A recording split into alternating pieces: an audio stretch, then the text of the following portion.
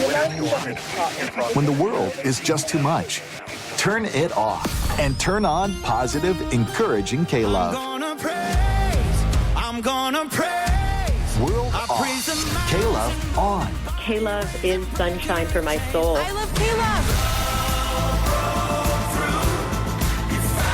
Listen now on your radio, online, or on the free K-Love app. K-Love makes me feel so good. Positive, encouraging K-Love.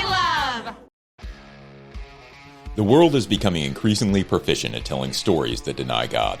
As such, we need Thinking Christian to become as natural as breathing. Welcome to the Thinking Christian podcast. I'm Dr. James Spencer. Through calm, thoughtful, theological discussions, Thinking Christian highlights the ways God is working in the world and questions the underlying social, cultural, and political assumptions that hinder Christians from becoming more like Christ. Now, on to today's episode of Thinking Christian. Hey everyone, welcome to this episode of Thinking Christian. I'm Dr. James Spencer, and I am joined today by Dr. Kutter Callaway. He is an associate professor of theology and an associate professor of psychology at Fuller Seminary. He's written a number of different books. Most recent one, I think, is Theology for Psychology and Counseling. And he's also authored really just started a new Substack called The Wrong Kind of Christian. And that's how we kind of connected. And so today we're going to be talking a little bit about what he wrote about in his initial post on The Wrong Kind of Christian, and probably a few other things. So, Kutter, welcome to the podcast. Thank you for being here. Yeah. Hey, thanks for inviting me on. It'll be fun. I don't meet a ton of people who do the depth of work you've done in two disciplines. So PhD in theology and PhD in psychology, correct? That is correct. Yeah, just brutal. Yeah, a glutton for punishment or something right. like that. Right. You finished one and decided to actually go back. Yeah. It's impressive. Yeah. I love doing interdisciplinary work. So I've read a few of your books in the past and really enjoyed them. And so really great to have you here. Wonderful. Yeah. And I think I told you I got onto your podcast through none other than my mom.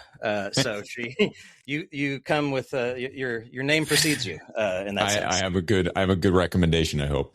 Well, very cool. I've been doing some work, and my co-host and I, who couldn't be here today, but we've been doing some conversations around this notion of biblical manhood, biblical masculinity, and some of the things that have really started to bother me, particularly as my son's gotten into his 20s. Yeah. And just trying to figure out, like, why is it that we're construing biblical masculinity in this way? Mm-hmm. Had some guests on over the last couple of years that, talked about Jesus being a model of masculinity. Didn't quite understand that fully. Ran across a lot of Mark Driscoll's work. Didn't really resonate with that. And I saw you didn't either. And so I'm wondering if maybe we can start out just, what do you think is driving this sort of misapprehension of biblical masculinity, biblical manhood? Why is this emerging at this point? Any thoughts on that? Yeah. As with anything, I think it's complex, right? There's probably multiple streams that are kind of overlapping and historically contingent. I do think there's we could call it an origin story, right? There is I still believe that evangelicals in the U.S. and you'll even hear this with some people that speak on this. I won't name their names here, but I just listened to part of a podcast of a president of a major seminary, and he was talking about basically still responding to the feminist movement, that this thing happened and feminism happened and it was this great evil and we have to respond to that. And in that response was this like doubling down on on what I would call traditional gendered roles that aren't Christian. They're like post-industrial Western visions of gender roles. But something was so threatening to, let's call it the establishment or mainstream evangelicalism, that there's been an overwhelming response to a number of them. And you could also include the sort of sexual revolution, right, of the 60s, et cetera. Sure. And some of that was legitimate, right? Like, how do we steward or navigate our sexuality? That's an important conversation to have. But then when it became, well, you do it by adhering to these like super rigid ideas of both masculinity and then its inverse, femininity, that became the answer to what I think was a perceived threat or fear. Well, kind of fast forward. Oh, you want to chime in on that? No, go ahead. Well, fast forward to now, and what I see is there's been, an ongoing. You get the Promise Keepers movement and other things where evangelicals still recognize some of the deep sort of loneliness of men, but then also a lot of like sexual dysfunction, and they're going, what do we do? How do we rally? And again, these are good, sincere efforts, Right? But it kind of ended up promoting a vision of masculinity that was, again, a very sort of what we would now call like manosphere sort of bra culture. And then you get to the development of politically in the U.S. It just happens that all these other forces align. And now you have people in the name of Christ adopting what I think are some pretty toxic visions of masculinity as if they are Christian. And it's deeply appealing to right now a bunch of really lonely men who are more disconnected than ever, even though they're networked online. And it is really appealing. So the Driscolls of the world, the others, are speaking to some of those kind of implicit feelings and stoking that kind of energy in a direction that is actually really appealing to a group of people. So I think right now it's that perfect storm of both a history and a theological movement, and then a moment in time where these sort of technologies and different sort of socio-political movements are all kind of aligning. It's interesting to me. I understand the response too, and I think there's a degree to which, if men are in crisis, or to the extent that men are in crisis in very particular ways, that does deserve a response. What I've always just sort of puzzled about is why that response isn't discipleship, why it has to be this movement toward machismo. There were a couple of folks that I had on the show that talked about having a big monster truck at their men's rally, and they were trying to get a tank, and I'm sort of sitting there, as a 200-pound tattooed guy who likes to lift weights, going, I have no interest in any of that. I just don't even understand like how we get to the point where there are certain marks of masculinity that we have to hit, and how we think that's going to be particularly helpful in leading us toward conformity to the image of Christ. It seems to me that we're putting like this cultural screen between us and Jesus and saying this is who he was when he really wasn't that. Yeah.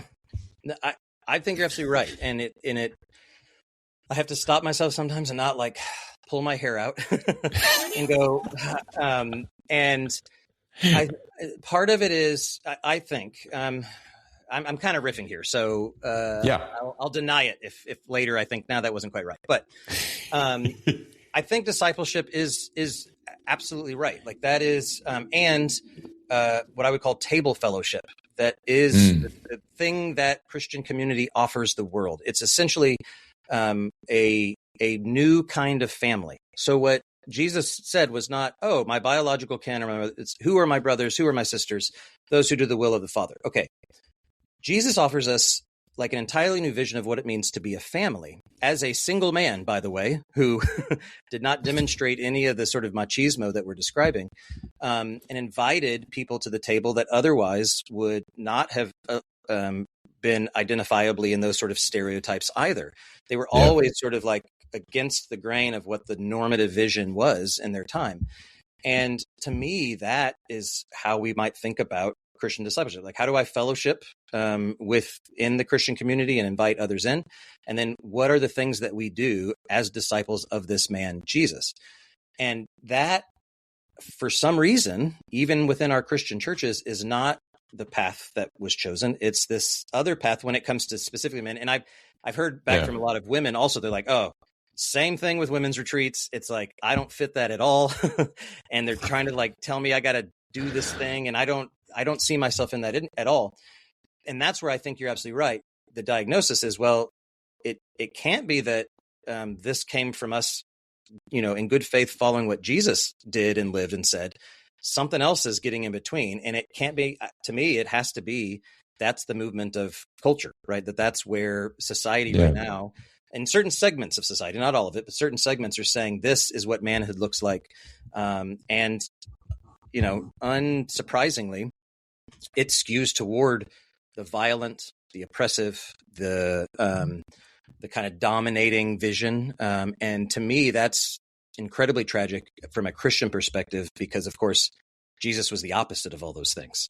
And so I do, along with you, sometimes kind of stand back and say, where and how did we get to this place? And then maybe secondly, how do we do something about it moving forward? I think that's the other thing, that we haven't yet given a great vision of a better, more viable alternative. And I think that's kind of what I'm longing for as both a male and then as a Christian brother to my sisters as well. It feels like it's going to take a lot of discipline to do it, because I can even say, even when Ashish and I, my co-host, have had these conversations, it's easy to fall into the language of bravado, right? It's easy to fall back into it because it's sort of in the ether, right? It's the air we're breathing. And so we've got to find new disciplined ways of speaking that can convey who we are as disciples, and probably who we are as male disciples, but not necessarily overprescribe that for everyone. Yeah. Again, I want to hold out hope that the gathered worshiping community is critical, that we're doing something there, right? The life of the church, that we gather together. And then you go, okay, so what is it that we do when we gather together? Is it to express the most sort of puerile version of what's in me and celebrate that? Or is it to say, how can we create? Because again, I'm not like, I guess we can bring this up, the blog that or the newsletter that you wrote, I talked about men's retreats. And I'm not against that. Like, I'm actually quite for, like, how do we get together and hold each other accountable? And, these are good things. But it has to somehow start. I mean, again, to your point, it has to be disciplined and has to be a commitment. And you have to be able to allow yourself to be in the presence of people who don't think and look and act just like you. And that, I think, is one of the underlying issues. I mean, society-wide, but especially within church right now, everyone, anytime you have the option to just leave and go do a different church, we've inculcated this idea that my fellowship should be comprised of people that are exactly like me, like a homogenous thing. And the moment there's an other, and that discomfort is not okay. It's I will not abide it, and so I'm going to go find another place. So there's multiple, I think, layers of us having to kind of unlearn those habits.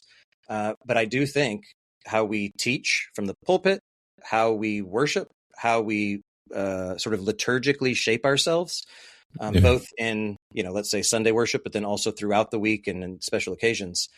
I think that is the formative place where it can happen. And so you could imagine a men's retreat that isn't, a bunch of just barbecue and wiffle ball. I mean, I like barbecue too. Like, I like it, but it's something about how do we interact with the sensitive parts of ourself, the artistic sides of ourself, the vulnerable, the fragile, the uncertain sides of ourself, and not just explore them, but set those up as legitimate, viable, Jesus-like parts of what it means to be male. I just, the bravado sells, and that's that's right. It's a big shot. Tank. I mean, like, really, was that really like they were trying to get an actual tank? Yeah, an actual tank. Yeah, and I was like, I've seen them at museums and air shows and stuff like that. It's cool, but I don't understand. Like, my kids love them. I'm almost 50. Yeah, I'm good without a tank. Yeah, right. Like, I don't need a tank or a monster truck. Right. Like, it's just not. I'm not a large boy, I don't like those things anymore. And great for the people who do, I suppose, but it's just not a draw for me. Let me ask you a serious question. If something triggered a major market drop in the coming months, would your retirement be ready or exposed? With inflation, market volatility, and ongoing global uncertainty, more families are taking a closer look at whether their retirement plan is truly built to hold up. And many are finding that adding a layer of protection makes a lot of sense. Sanctuary Metals is a Christian-owned company that helps families strengthen their retirement savings with physical gold and silver through a gold IRA. During uncertain times, many people look to precious metals as a way to add stability when other assets may be under pressure. If you'd like to explore whether a gold IRA is a good fit for your situation, Sanctuary Metals makes it easy to get started. Text GUIDE to 94878 to receive your free retirement defense guide, or call 888-958-6579 to speak with one of their knowledgeable team members. Again, text GUIDE to 94878 or call 888-958-6579. Let's be honest. Ever read a passage and wonder what it really means in its original context? True Bible study isn't just casual reading. It's about connecting historical background, cross-references, and themes. If you've ever felt like navigating all that is just too difficult, you need to check out Logos. Logos is a game-changing platform that equips you to explore hard questions with absolute confidence, knowing you're drawing from reliable, well-respected academic resources. Whether you're at your desk or on the go, Logos helps you follow that path of discovery naturally. With their new AI tools, you can ask Logos any biblical question and get trusted answers from a biblical library. To help you dive into the layers of meaning in the Word, Logos is offering my listeners an exclusive free 60-day trial. Just go to logos.com/deep. That's LOGOS.com/deep to claim your free 60-day trial. Let's stop guessing and start going deeper together. That's a really interesting point. I don't know if you had talked about before or intended it, but it is an incredibly sort of immature vision of masculinity as well. Yeah. So a 7-year-old boy, yeah, he's going to go wrestle and play with tanks and like get in fights and all that stuff. But we're not 7-year-old boys, and right. We don't want to shame the 7-year-old self. We don't want to say that's bad. There's something still in us that is, driven by the testosterone, but again, I'm also nearing 50, so I got a lot less testosterone than I used to. Right. So I'm just like, that's not in me. So, but that is as we think through what is to come, that kind of bravado is a deeply immature vision of masculinity. And part of, I think, what people are longing for is like, what does an actual robust, mature vision look like? And my goodness, it would help if we started with Jesus, I think, of mapping that out. Yeah. And I think I have two questions I want to kind of dive into a little deeper, because men's retreats and men gathering together as men to do discipleship, I actually struggled with when I started getting into this topic a little bit. At first I was like, I don't know that these things aren't going to always do more harm than they are good. And so sort of where I ended up landing was saying, no, it's really good for men to get together and talk about the cultural expectations of the moment that are putting pressure on them and seeking to hinder them from becoming more like Christ. Mm-hmm. Because I think that there are going to be those unique pressures on men, just as there would be unique pressures on women. Yep. Right. So I like, that's sort of where I positioned it and said, if men were going to get together, it would be great if they said, hey, these are the things that are really hindering me from being a man of Christ. Yep. I feel like I'm being uniquely conformed to this particular culture and its vision of manhood, as opposed to a biblical vision of what it means to be a male disciple. Is that how you think of those men's retreats? Like, is that Yeah, it's a good question. Because I've, like you, gone back and forth of like, they're just rubbish. Stop it. And I'm like, no, that's too quick. Don't throw the baby out with the bathwater. Yep. And again, because I also have multiple friends that they really love them. Like they look forward to it. And I'm like, man, I just so I also don't discount that it's doing something for some people. But I do think, how you frame it, what your intentions are, what the actual content of it is important. I'd also think, again, in an ideal world, it seems like you could do a congregational retreat and have different kind of like pathways where you have some time where men get together and talk about those specific things. Women get together and talk about those things. People that have kids and families, they get to, like talk about that. And people who are single and try, all of those different things that we really do overlap.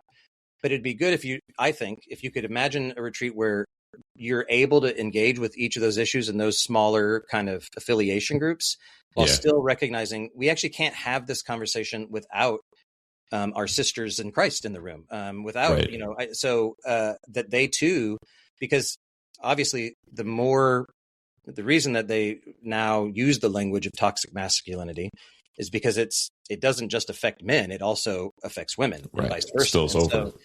So how do it's not simply about how do I as a man individually navigate this world as a disciple, it's how do all those pressures inform the larger body. So I think that would be interesting.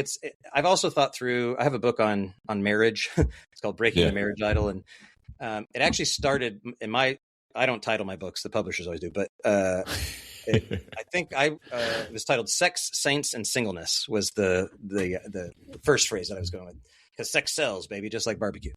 And the reason is because we got to this point of going, it really is hard logistically to get married people with kids together with single people. Just like I feel bad making my single friends adopt the schedule of my kids, but I don't have a choice as a dad. Like I have to, so it's actually kind of hard. However, I think again, all these affiliation groups where now you have ministries that are just for single people or just for men actually prevents us from doing what is actually real world difficult relationship.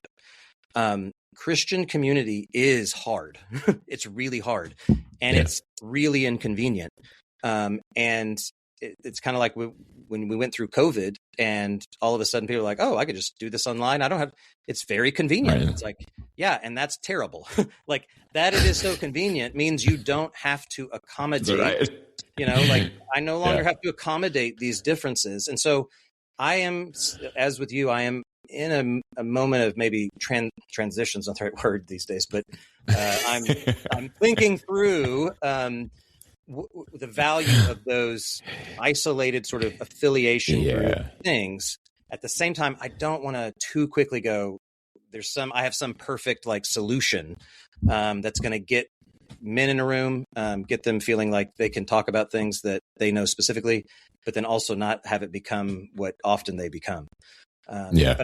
But I do know whatever it is, it's difficult and it requires us to make some sacrifices to actually get there. And it can look messy. Well, when we think about Jesus,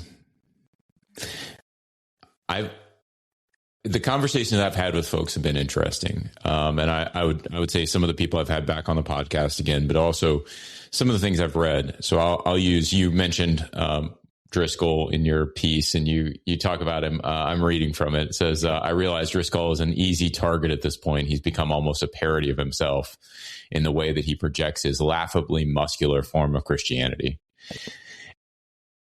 I read his book, Act Like a Man. I don't know whether you've ever taken the time. I haven't read that one, no.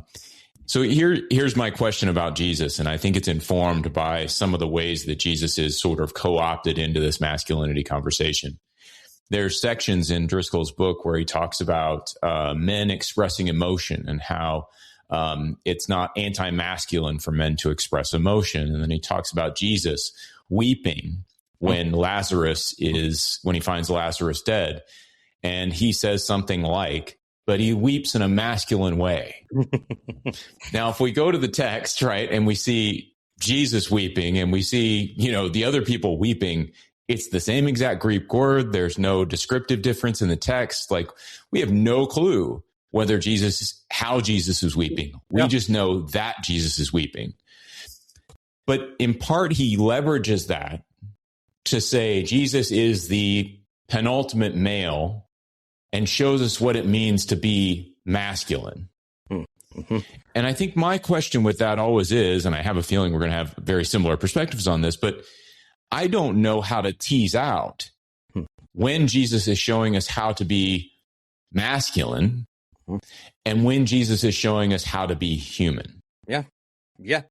I think that's exactly right. And it gets even more complicated if you follow that line of logic to say, well, wait a minute. Aren't women supposed to be conformed to the image of Christ and Jesus? Like, does that mean do they become men? And actually, there's streams of Jewish thought that was basically that, like, you are resurrected as a male. And I'm going, taking all the rest of Jesus' teaching together, it's like that clearly is just a non-starter when it comes to what Jesus, and then later Paul would say, right? So I think, yes, to me, that ends up, only knowing what you just told me. So I trust you. Yeah. That really is an ironic way to say, to me, probably what happened is, I'm just putting myself in his mind for a second. He had a thesis. Here's what it is. And then he's like, ooh, I've got these, the counter arguments that are easily thrown in my face. How do I rebut it? And I was like, oh, it's because Jesus wept masculinely, like clearly that. And so, but yeah, that's like completely made up. Like, and it actually undermines his thing, because in fact, Jesus wept. And if in fact he said, now again, first century Palestine, I think weeping was also not gendered and was a very normal thing for men to do. We've got to recognize now that it's not, is a more recent innovation. But it clearly undermines his point that our gendered stereotypes that emotions are bad are undermined by Jesus. And then he kind of like gives it and then pulls the rug out from under you and say, but actually it reinforces the very gender stereotypes that I'm bringing to the text. Yeah. So I'm with you. I think that's there's multiple problems with that exegesis, but especially then the practical application as it concerns men and women. But it is the common thread. I mean, some of the people that have responded to my Substack initially, like they'll go, well, King David, he was a warrior. And I was like, yeah. And the Bible's pretty clear about condemning most of his violent, oppressive acts, and actually lifts him up for his poetic, sensitive vulnerability. So even there, you're the example, but people really want to press into this warrior strength. I'm going to cry masculinely. And I want to be humble enough to say, I want to be able to, what is it? Iron Man your argument and say, I want to see really how you're getting there and acknowledge I'm imperfect and I don't have the absolute right interpretation. But some of these, I'm like, it's just not passing the sniff test. That doesn't work in terms of who I know Jesus to be. And that's just really good example, I think. Yeah, I've seen there's other aspects of Driscoll's work that I think are odd in that same way. Paul didn't get married because he died too soon, those kind of things. And you just sort of sit back and you're like, well, that he did talk about singleness and why he was single, and we're just going to ignore that part. But then I go to, maybe some more robust theologians, some of the folks in the biblical manhood, sort of like John Piper or whomever. And I look at their exegesis and I see them slipping into this at certain points, like a reading in back of that masculinity into it. I can remember one of my seminary professors talking to the class and telling us, you should make sure that your wife never makes more money than you do. Now that's coming on the heels of him telling us most of us will be in rural pastorates and, like we're not going to be making much money. And then my wife was pursuing her pharmacy degree. And I'm like, she could literally work half time and make more than you're telling me I could as a pastor. And so it was one of those things where when I heard it, I just sort of let it slide past me. Like, this is just one of those weird things. But I know other people in the class didn't do that. Like they actually heard it and were taking it in as really sage advice from someone who'd been there.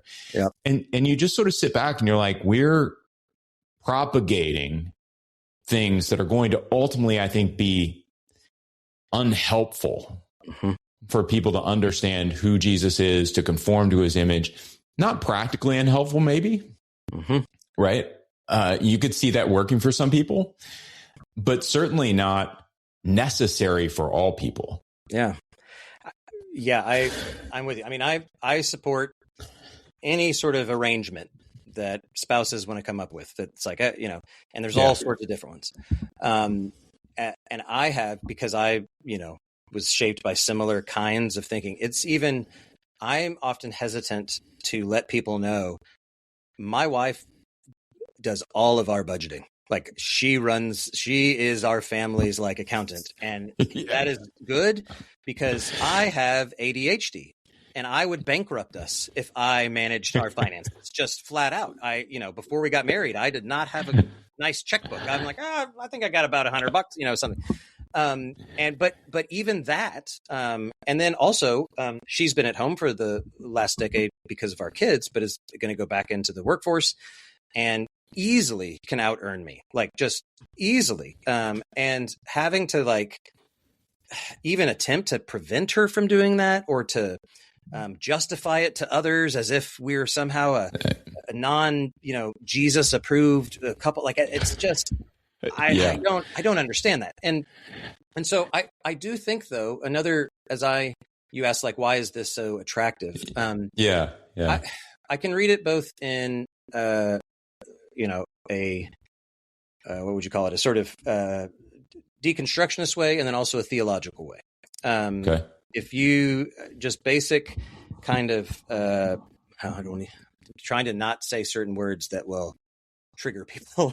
If you think about it in terms of power dynamics, it makes sense that the people who are in power would make interpretations and teachings and policies that would reinforce that power so that they keep it and do anything in their power to ensure those who might threaten that cannot threaten it.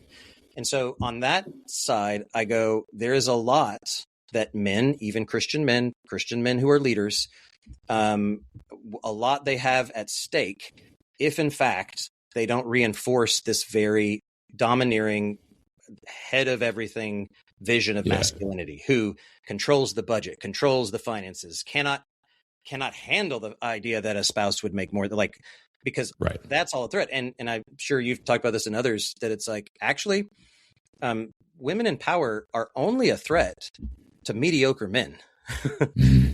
That's who it's a threat to. If you're actually a confident, well-qualified, capable man, having a strong, capable woman, either as a spouse or a colleague or something, not a threat at all, right? And so it's interesting that you get, I don't want to call them all mediocre, but it helps for the mediocre of our gender to instill that kind of power dynamic at every level of the institution. The theological side I've been thinking through, which I find strangely tone deaf or ironic or just, again, bad exegesis, is that the lordship over women, the dynamic of that power, or that power dynamic, is directly related to the fall biblically. Right. And yet it's held up as the way that God designed it. End all be all. Yeah. I'm like, wait, no, you are replicating the results of sin entering the world when you prop that up as the ideal. And I don't, for some reason, it doesn't seem that people kind of go there. It just, goes to Ephesians or wherever, which I think is also kind of bad exegesis, but still, I find that interesting that theologically it makes sense that broken men would leverage their biological strength and power to ensure they always have access to power, and that's not threatened. And so I think both in a theological way, I go, that is, I think, a reflection of sin, what I would call the sort of sinful structures that we inhabit. And it's also, I think, ideologically, you can read it as a sort of power imbalance that the powerful will always try to wield it. I had, I don't know if you've ever read her stuff on this, but Caitlin Beatty wrote a series of articles on Substack, the Evangelical Bro Code. Are you familiar with these? Oh, I don't know if I read that one, but I love Caitlin. Yeah, okay. She's great. Yeah, so she was on and we were talking about the Evangelical Bro Code, and, her idea is that within Christian organizations, men take care of men. And so there's this bro code in the organizations. And if you're if you're a guy, you kind of get special treatment. The idea, one of the conversations I remember is, because the men are afraid of falling into sexual sin, they won't meet and mentor women. And so then the men get special treatment. And it's sort of this weird structural problem within organizations. Mm-hmm. And I sort of looked at her work and thought to myself, I agree with everything she's saying pretty much about what it does to women. Yep. But it also does really horrible things to men. Mm-hmm. Like this is holding everybody back, because it's not creating that sort of context of challenge and pushing people forward, helping them understand who they really are, what their capacities are, what their limits are, where they need to improve. You're not showing any of that when you fall into these sort of bro code moments. Mm-hmm. And I think that there's a sense in which a lot of this sort of bravado and masculinity that we're seeing in the church now is going to privilege a segment of men who probably shouldn't be in charge, that are leaning into immaturity, really, in order to assert themselves. The interesting part that I think you're bringing up, sort of that theological side, is that sometimes there's a real academic or biblically faithful air that is used to sort of prop that up. And I know you've kind of written on the SBC. I don't necessarily want to go into that unless you're comfortable with it, but sure. I'm kind of starting to see certain connections that I didn't see before. Right. When I look at just the straight complementarian egalitarian debate, you sort of sit back and you go, okay, well, choose either one. The complementarian isn't necessarily, engaged in this sort of misogynistic bit. The egalitarian isn't necessarily into this feminist ideology kind of stuff. But I think coming at it from this angle of, biblical manhood as sort of machismo and as sort of bravado, it's hard not to begin seeing that in some of what's going on in the SBC right now. Oh, yeah. And so I don't know whether you want to comment on that or not. Yeah. See if I can pick. So I think you're right. And for the record, there are non-misogynistic complementarians. I mean, that's just true. 100%. Yeah. Good. Just if anyone's listening, another Substack author and friend of mine, Danny Trewick, is actually an Australian theologian, and she has a couple books on singleness, but that are really great. And her Substack is good, but she's been writing the last couple of weeks on what it's like to be a complementarian woman right now. Right. So she's a person that I think you could trust if you want to kind of go that route.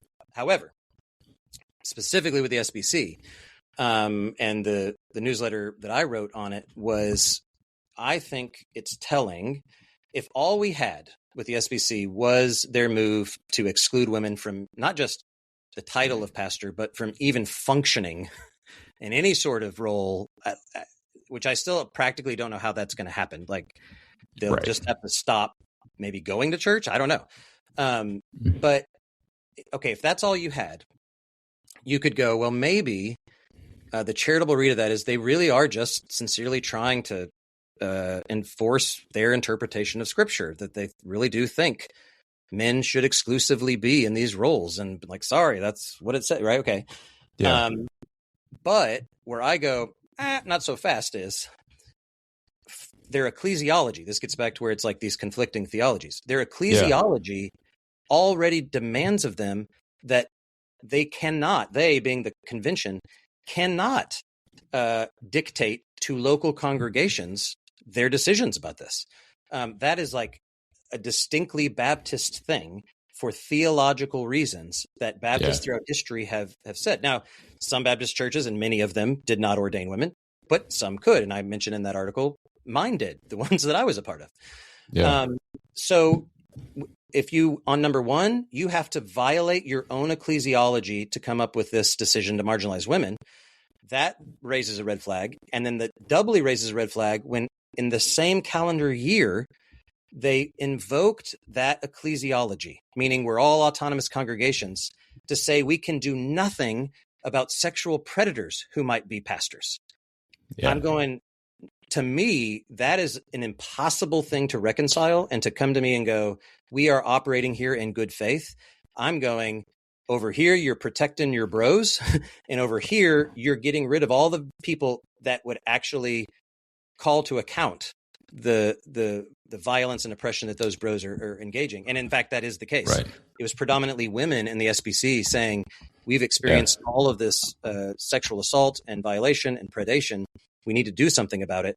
And in the same breath, they made both of those decisions. And to me, that's getting to your point of that is harmful, not only for women and for children, but that does something to, and not all of the, what do you even call it? The bro, the bro code. Bro code. Bro code. I'm not saying everyone in the bro code is a sexual predator, not that, but including them or any of the other sort of distorted visions of masculinity that get animated, protected. No one's calling them to account. No one's holding them accountable, as supposedly every men's retreat is supposed to do, right? Like that's what it's supposed to do.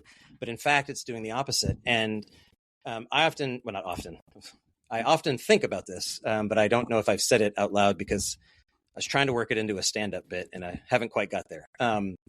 But the bro code, the manosphere, reminds me a lot of the original Jurassic Park or any movie with Jurassic Park. It's like, hey, remember that apex predator a long time ago that kind of like went extinct, but it just slaughtered everything in its wake?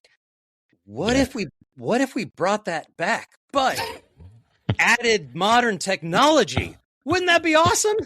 It's like, wait, what? No. And that's what it feels like in the manosphere. It's like all of a sudden someone's like, let's bring back the apex, like classically horrible male and just give him technology and it's going to be great. Right. And I'm like, let him explode. Yeah. And I'm just like, no, it's what's going to happen is the velociraptor is going to get out. It's going to go nuts. And, like that's where it feels like often of that kind of the bro code is really like engineering something that is really destructive and again filled with all sorts of, in many cases, sincere people, and that I think is and like I said with Driscoll and others, it's easy to kind of like go to the extremes and say but it's all of the like middle ground of people that are essentially doing the same thing that have, I think, the greatest impact on most of us. Agreed. And I appreciate your disclaimer. It's an appropriate disclaimer about like, this isn't a blanket statement about anybody who holds a very particular position. It's not even a blanket statement about somebody who's in the SBC or whatever. Yeah. But I do get your point about these two decisions that are made. One being we can't do anything about the sexual predators because of our ecclesiology. The other is, but we can do something about women being ordained. And you go, there would have been some level of, you could almost claim a level of theological seriousness if they'd have done both. Mm-hmm. And you're saying, yes, these things are, if they're sitting back going, these are both worth us violating our ecclesiology to get done. Yep. Right. It's not happening at the local level. We're going to violate our ecclesiology and make these two things happen. You could kind of sit back and go, hey, fair enough. Theological conviction, appreciate your seriousness. I disagree with the one. I agree with, But where it's so uneven in that application, it just really feels very strange. And they almost had to have known that they would have been questioned on this. I don't see how they would have sat back and said, we'll make these two very divergent, decisions. And I'm sure everybody will just miss that fact. Well, I mean, that's the hope. I mean, I think that's often the hope is like, we're moving on. There's going to be another thing that people are worried about. And when asked, I mean, the executive committee basically is like, that's not our concern anymore. And so it's like that was the response when asked of like, wait a minute, what?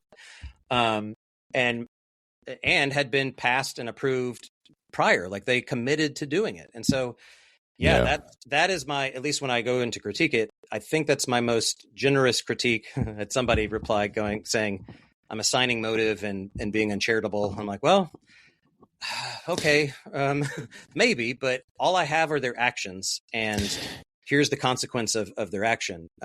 And I'm not trying to be uncharitable, but I actually think it's incredibly consequential. And I'm not going to sort of pull punches because someone thinks I'm lacking charity by calling those things out. But I don't think pointing out an inconsistency is uncharitable. It's hopefully not. It's an inconsistency. And so here it is. I think Ashish and I talked a little bit about these sort of notions of masculinity in relation to bondservants in the Bible. Mm-hmm. Now, obviously, bondservants, there could have been a mix of men and women there, but there would have been a mix of men and women there. And so there would have been men. And so you have to ask yourself, how do the instructions of bondservants advance them toward any sort of notion of masculinity that is now being put forth as a biblical masculinity? Mm-hmm. They're not told to enlarge their dominion.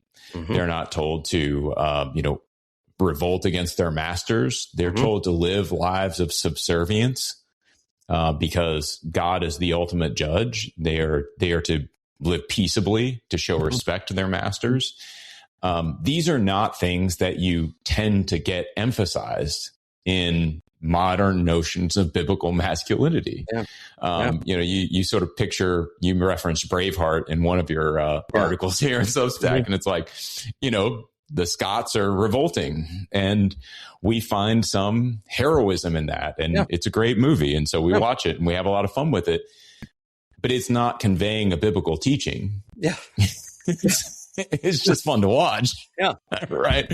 So I think those inconsistencies, I guess my point is, I think a lot of these have these inconsistencies. And if it starts to become uncharitable for us to point those inconsistencies out, there's just going to be a reified, notion of what these things are that can never really be called. Let me ask you a serious question. If something triggered a major market drop in the coming months, would your retirement be ready or exposed? With inflation, market volatility, and ongoing global uncertainty, more families are taking a closer look at whether their retirement plan is truly built to hold up. And many are finding that adding a layer of protection makes a lot of sense. Sanctuary Metals is a Christian-owned company that helps families strengthen their retirement savings with physical gold and silver through a gold IRA. During uncertain times, many people look to precious metals as a way to add stability when other assets may be under pressure. If you'd like to explore whether a gold IRA is a good fit for your situation, Sanctuary Metals makes it easy to get started. Text GUIDE to 94878 to receive your free retirement defense guide, or call 888-958-6579 to speak with one of their knowledgeable team members. Again, text GUIDE to 94878 or call 888-958-6579. Let's be honest. Ever read a passage and wonder what it really means in its original context? True Bible study isn't just casual reading. It's about connecting historical background, cross-references, and themes. If you've ever felt like navigating all that is just too difficult, you need to check out Logos. Logos is a game-changing platform that equips you to explore hard questions with absolute confidence, knowing you're drawing from reliable, well-respected academic resources. Whether you're at your desk or on the go, Logos helps you follow that path of discovery naturally. With their new AI tools, you can ask Logos any biblical question and get trusted answers from a biblical library. To help you dive into the layers of meaning in the Word, Logos is offering my listeners an exclusive free 60-day trial. Just go to logos.com/deep. That's LOGOS.com/deep to claim your free 60-day trial. Let's stop guessing and start going deeper together. Yeah, I'm with you. And, classic in the history of, male masculinity and evangelicalism, since we're naming names and talked about Mark Driscoll, where I first consciously realized, like, oh, this isn't for me, was reading John Eldridge's Wild at Heart.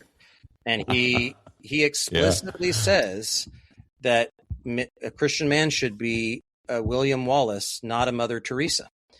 Yeah. And I was like, wait, what? I'm like, okay, I'm tracking with you. Like, isn't William Wallace courageous? And, and especially at that time in my life, I was like, okay, yeah, that makes sense. But then to take a saint, a literal living saint, and say a Christian man shouldn't see her as a model. And it's like, I I was like, oh, I see. This is not a conversation I'm allowed to be a part of anymore. And I do think in the United States in particular, this gets back to, as we talk about sin or structural stuff, the bro code and how that my read of Paul's, wrestling against not flesh and blood, but powers and principalities. Yeah. I don't read that as they are some little disembodied spirits that are running around attacking us.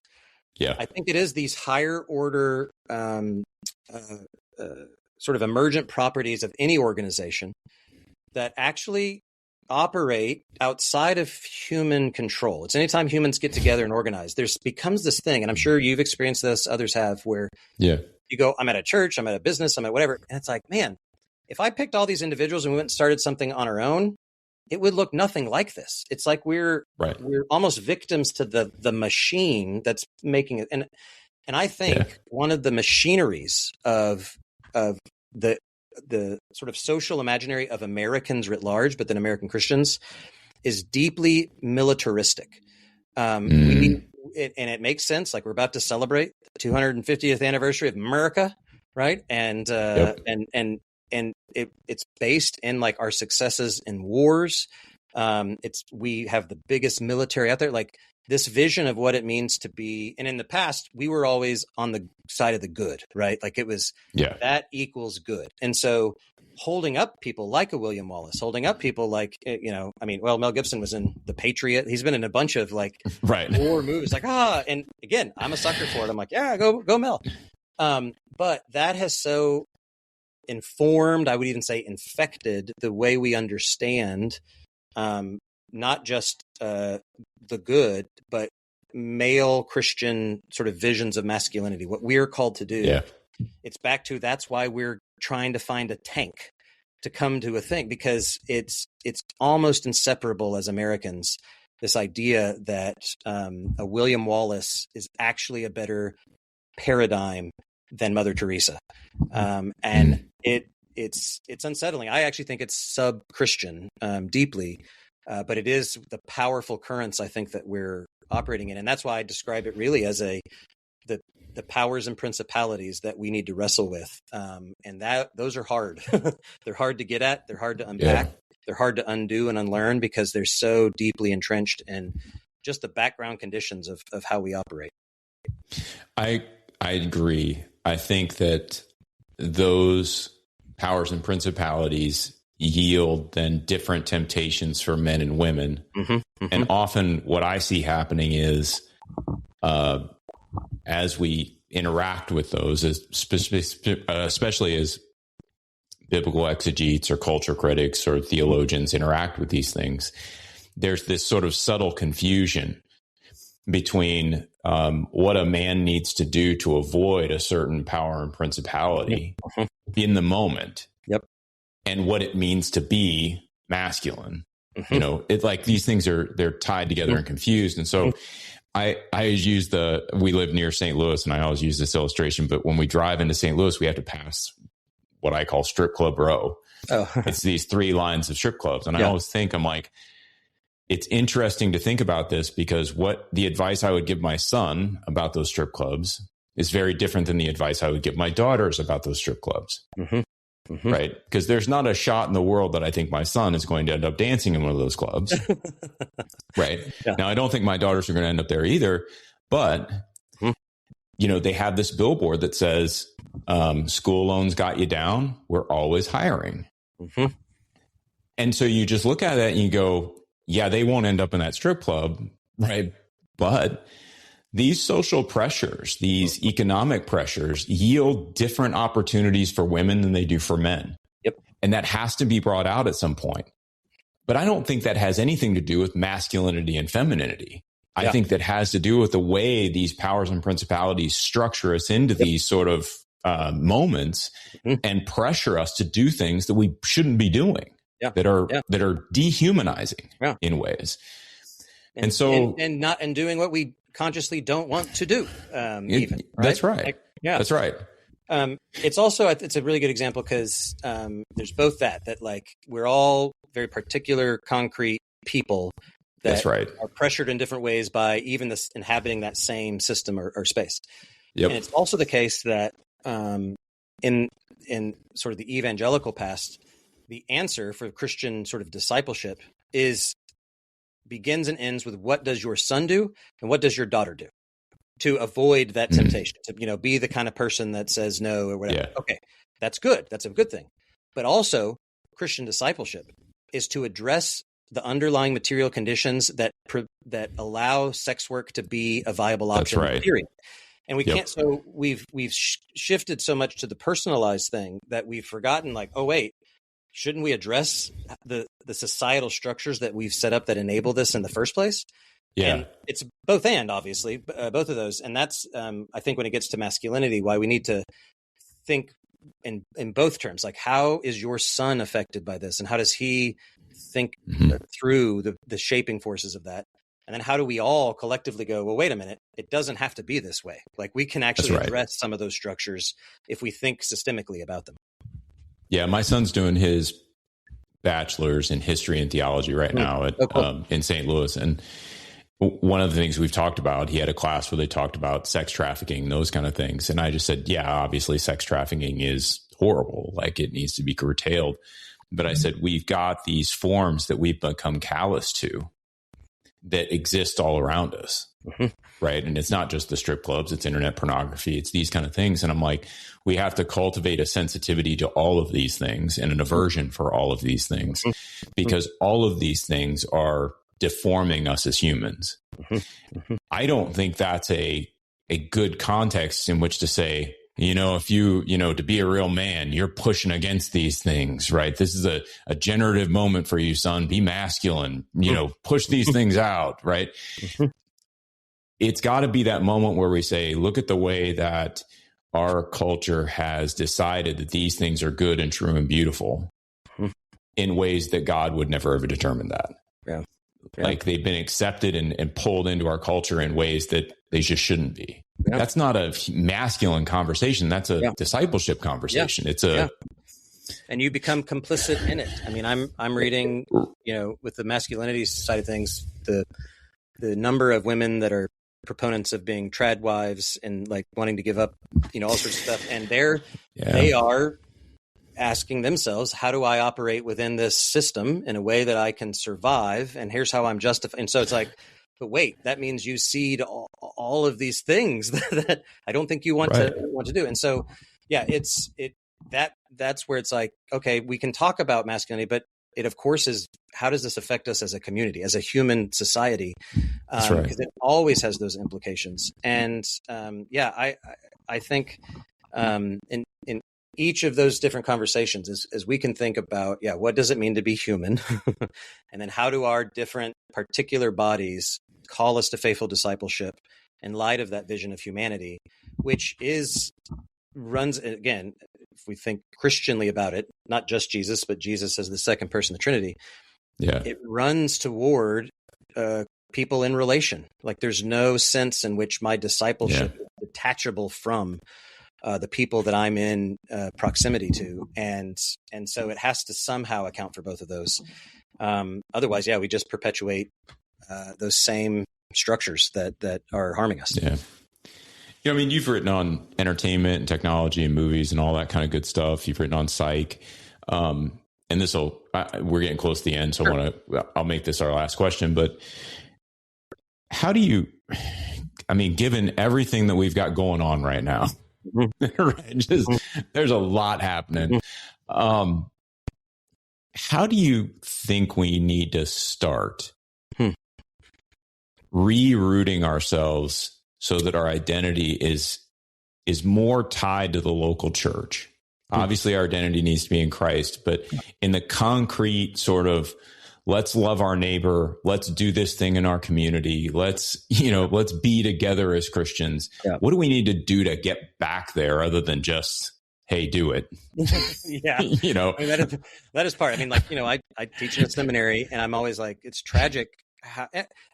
We now have a huge online student body, which is very different than it was, say, 15 years ago. Yeah. And so a benefit of that is a larger percentage of our students are still connected to their local congregations. Yeah. Great. Because in the past, it's like, man, the number of seminary students that weren't going to church is like, guys, this is scandalous. Like, you're studying for ministry and you're not, Right. So part of me is like, I got to stop and go, okay, it's not as simple as just go do it. But I do think the current moment we're in, there are very few places or resources, or even it's not incentivized anywhere to do what a lot of people call conflict transformation or transformative conflict. Okay. And I'll often say, like, graduate school just is this process where you are exposed to all sorts of ideas that are not yours and conflict with yours and challenge yours. 100%. And your job is not to like run away in chaos. It's to say, okay, how do I account for them responsibly? How do I humbly accept, sometimes correction, but then also not, like, you don't have to accept everything, but come back to maybe your original position, even stronger and more convicted in light of this sort of stuff. So the whole process is this process where you sit with the dissonance of different perspectives, because that's what we would call education is. That's what growth is. That's what transform renewing of your mind is. And so I think to say simply just go back to church, but I think it's a kind of way of going to church. Maybe we can riff on Kennedy, right? Ask not what your church can do for you. Ask what you can do. But really think about it as an opportunity to encounter and expose yourself to the breadth and variety of the Christian faith. That means you have to find a kind of church to do that. But I really think that's the key to how we're going to move forward as a community, the big C, or I guess little C church, but all the churches. The only other thing too that I say is, if it's the bro code and all this stuff, we also have inherited this tendency to basically cut people off and remove each other from communion when we get to those times of conflict, like I'm disowning you, whatever. And that usually involves a kind of demonizing of this other side that is ultimately unhelpful, even if it's right, even if you like have a read on them. And from the psychological perspective, a big part of, I think, the shift that needs to happen is, instead of asking, and this is like trauma-informed therapy, but instead of asking a person like, what's wrong with you, to ask what happened to you. So when I go into, and it's hard for me to do, but when I go into a conversation with someone who's, they're part of the bro code, instead of just going like, I already know everything about your perspective and why you're there, to rather say, okay, what are the deeper fears, anxieties, experiences, longings underlie this conviction that you've arrived at? Unless I can somehow articulate that or get to there, like having a higher level, conversation about how rational their thoughts are is totally irrelevant. Unless I can get at that sort of deep, almost intuitive, maybe inarticulate sensibility that this ideology, this perspective is actually addressing. And so that, I think, is, we can say we're going to be around difference all we want, but until we can come back to going like, I actually am curious about where you're coming from, as opposed to I'm here to like convince you to stop being an idiot. That I think is that would be my first step, and it's really hard, but it is, I think, essential. Cool. No, it's really helpful advice. Well, thank you again, Kutter, for being on the show. I think we've covered plenty of ground, and hopefully folks enjoyed this. I just encourage everybody to check out the Substack. KutterCallaway.substack.com. It is the wrong kind of Christian is what you can search in Google. And then I'll put the link obviously in the show notes, but, anything else you'd like to route people to, Kutter? No, you can go there, or my website's KutterCallaway.com. I got a book coming out on the horror genre. So again, wrong kind of Christian, nice, engaged in horror, but, that book's come out in September. So if you want to check it out, you can find all that info on my website, but Kutter with a K, Callaway with a C. Cool. I got the opportunity, just to dovetail on your horror, I got the opportunity to write an essay in Theology, Religion, and the Office. It was a volume on the TV show The Office. Yes. Super fun. Awesome. I love that. Is that out already? Anytime. It's out. Yeah. Oh, good. I'm going to pick that up. I love The Office. That's great. Yeah. Anytime your research involves just rewatching horror movies or old series, it's like, this is the best job ever. It is. I totally agree. Totally agree. Well, thanks again for being here, man. Thanks for everybody for listening, and we will catch you on the next episode of Thinking Christian. Take care. Just want to take a second to thank the team at Life Audio for their partnership with us on the Thinking Christian podcast. If you go to lifeaudio.com, you'll find dozens of other faith-centered podcasts in their network. They've got shows about prayer, Bible study, parenting, and more. Hey, Ted, what do you want to do today? Well, Ashley, I've always got work to do, naps to take. But I have a better idea. How about we invite everyone to listen to the Team Us podcast? I love that idea. Let's do it right now. Hi, everyone. We're Ted and Ashley Slater, and we'd love for you to join us as we talk about teamwork in marriage. We share how grace, commitment, and cooperation can help couples live the everyday moments of marriage together. To listen, go to lifeaudio.com and search for Team Us.